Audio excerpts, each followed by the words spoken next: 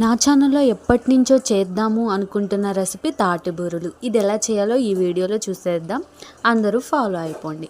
ముందుగా అయితే తాటికాయలను తీసుకొని కొంచెం పండుగ తీసుకోండి. ఇవైతే కొంచెం మెత్తగా ఉన్నది, పండుగ ఉన్నది తీసుకుంటే మనకి ఈజీగా తురుముకుంటే గుజ్జంతా కూడా సపరేట్ అయిపోతుంది. ఇలా ఒక జాలి తీసుకొని గుజ్జంతా కూడా సపరేట్ చేసుకోవాలి.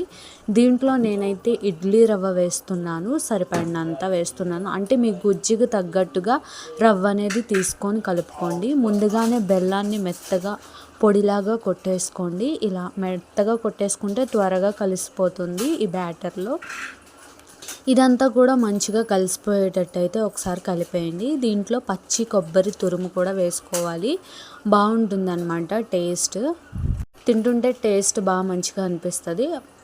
తురుము కూడా వేసుకొని మంచిగా మొత్తం అంతా కలిసేటట్టు కలిపేసుకోవాలి.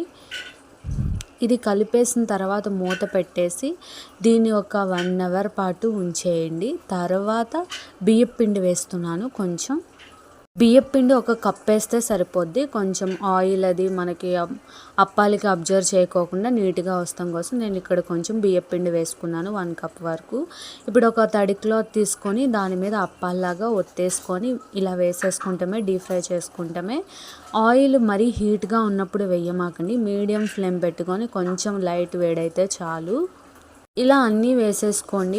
కలర్ అనేది ఊరికే వస్తుంది, ఎందుకంటే దీంట్లో మనం బెల్లం కూడా వేసాం కాబట్టి కొంచెం త్వరగానే కలర్ అనేది చేంజ్ అయిపోతాయి. కొంచెం మీడియం ఫ్లేమ్లో పెట్టుకొని కుక్ చేసుకుంటే లోపల కూడా కుక్ అవుతుంది అన్నమాట. ఈ వీడియో నచ్చితే లైక్ చేయండి. నా ఛానల్ అందరూ సబ్స్క్రైబ్ చేసేసుకోండి.